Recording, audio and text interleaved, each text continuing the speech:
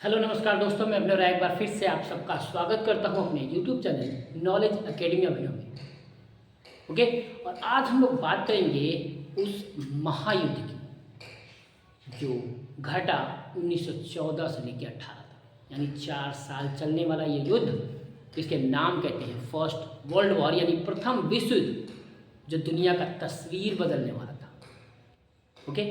और इस world war के बारे में पूरी जानकारी हम लोग यहाँ पे पढ़ेंगे, तो इसलिए वीडियो पे बने रहिए। चैनल को सब्सक्राइब करिए अगर चैनल पे नए हैं, और लोगों को शेयर कर दीजिए इस चैनल को। ओके, इस वीडियो को शेयर कर दीजिए जो देखना चाहते हैं।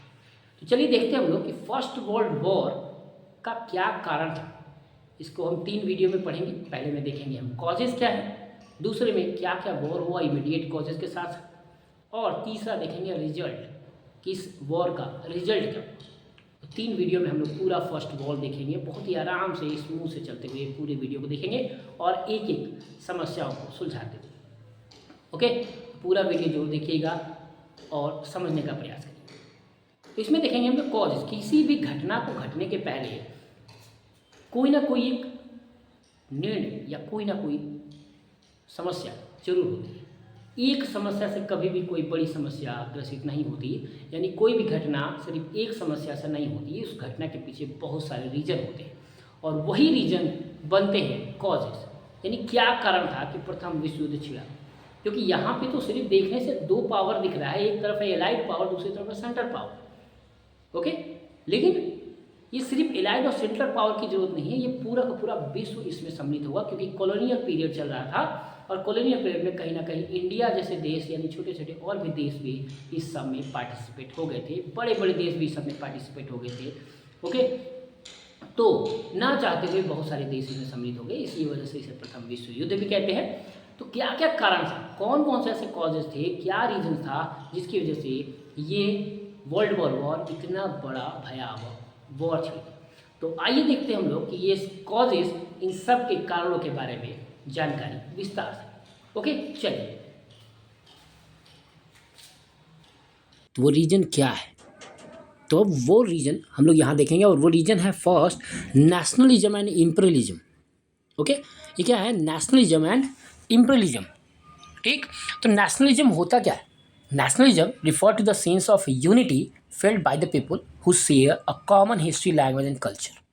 ठीक है, नेशनलिज्म वो सेंस है, वो सेंस ऑफ यूनिटी है, जो हम सारे लोग मिलके एक जैसे कॉमन, जो हमारी हिस्ट्री होती है, जो हमारी लैंग्वेज होती है, जो हमारी कल्चर होते हैं, जिस तरीके से हम लोग रहते हैं, रहन सहन का ढंग होता है, वो फीलिंग ही क्या है, नेशनलिज्म है।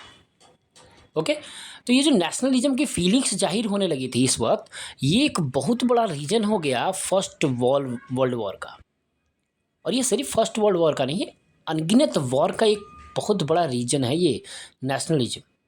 देखिए, नेशनलिज्म बहुत अच्छा होता है, लेकिन एग्रेसिव नेशनलिज्म जो होता है वो डेंजर होता है। यानी मेरा देश ही मेरा देश है, बगल वाले देश को गोली मार दो, ऐसा ऐसा वाला कंडीशन जो होता है वो होता है एग्रेसिव नेशनलिज्म का।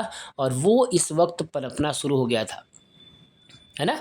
जब यूनिफिकेशन हम लोग पढ़ना शुरू किए थे, आप याद करो, यूनिफिकेशन जब हो रहा था, इटली का यूनिफिकेशन, जर्मनी का यूनिफिकेशन, उस यूनिफिकेशन के दौरान हम लोगों के मानसिकता में, लोगों के दिमाग में हम इतना एग्रेशन डाल दिए थे अपने नेशनलिज्म को लेके, अपने देश को लेके, कि हम अपने देश के अलावा बाकी किसी देश को समझते ही नहीं थे।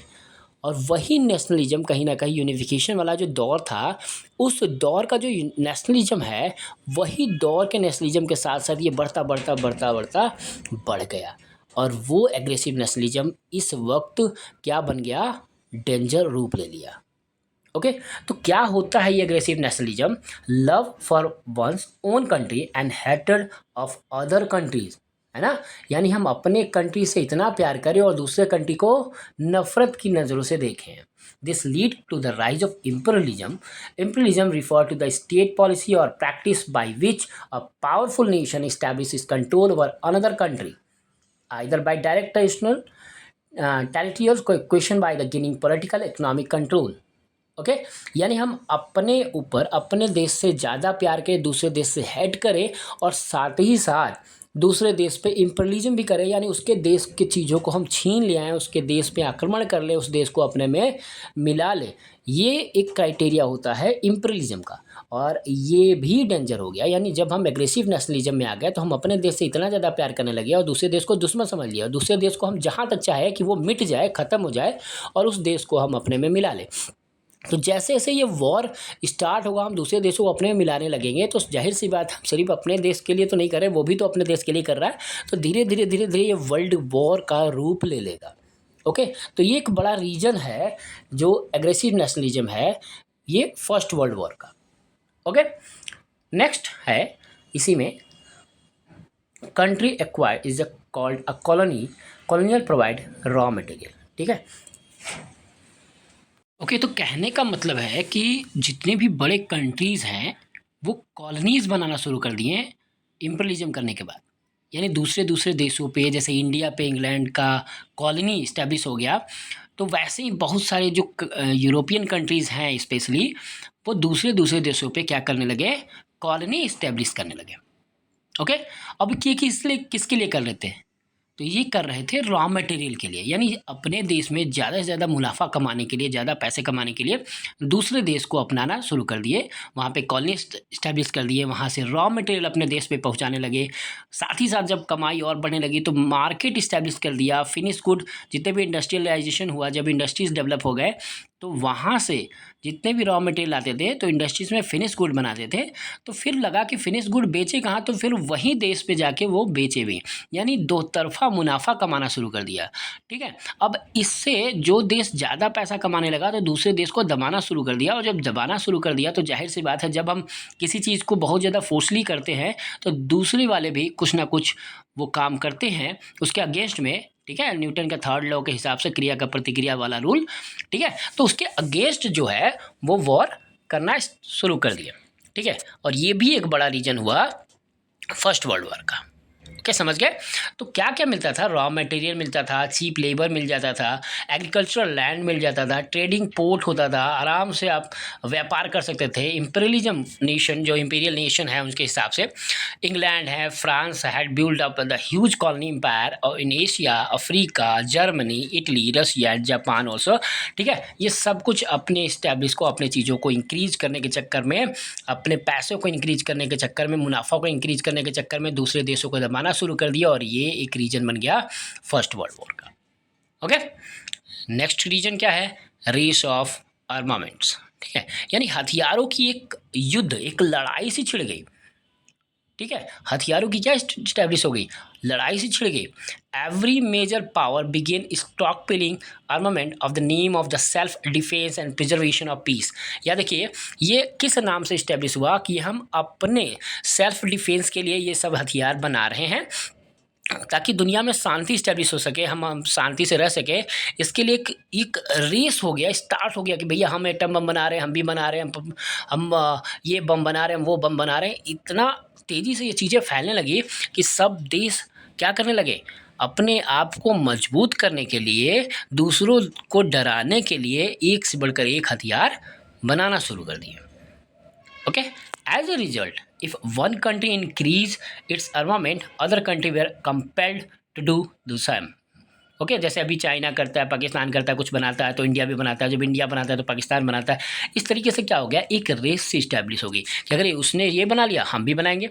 ठीक है, तो इस तरह से हम कंपेल्ड करने लगे। It filled the atmosphere with the fear, apprehension and mutual hated. ठीक है, इससे क्या हुआ, हम लोगों से डरने लगे, और दूसरा एक दूसरे से हम नफ़रत करने लगे, म्यूचुअल हेटेड हो गए। ठीक है, घबराने लगे तो हम डरने भी लगे, डरने लगे तो हम हेट करने लगे कि किसको किस तरीके से इसको गिराया जाए, किस तरीके से इसको हटाया जाए। ठीक है, तो अपने देश को बचाने के लिए दूसरे देश को ख़त्म करने के मूड में हम आ गए, और इस तरीके से बहुत सारे हम संधियाँ करने लगे, ट्रीटी करने लगे, मिलने लगे कि चलो भाई हम लोग मिल के इसको हराते हैं। इस तरीके से इस्टेब्लिश कर लिया, और ये भी एक बड़ा रीजन बन गया किसका, फर्स्ट वर्ल्ड वॉर का।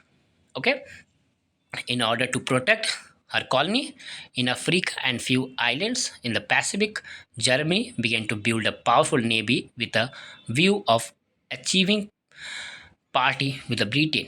Britain and France were concerned with the Germany growing military strength. This led to a a fierce competition among the European country to give rise to race of armament. Okay, यानी हम ये जितने भी European country है, especially Germany को लेके, Italy को लेके, ठीक है, वो घबराने लगे कि अगर इस तरह से आर्मामेंट बढ़ता गया, इस तरह से हथियार बढ़ाते गए तो कहीं ना कहीं हम कमज़ोर हो जाएंगे। और इम्पीरियलिज्म जर्मनी का उस वक्त बहुत तेज़ी से बढ़ा हुआ था, तो उसकी वजह से भी ये लोग आपस में मिलना शुरू कर देंगे। ओके, तो ये एक रीजन बन जाएगा। नेक्स्ट है division of Europe into 2 hostile group. 2 hostile group में डिवाइड हो जाएगा। The 3 country England, France, Russia inter into the triple intent.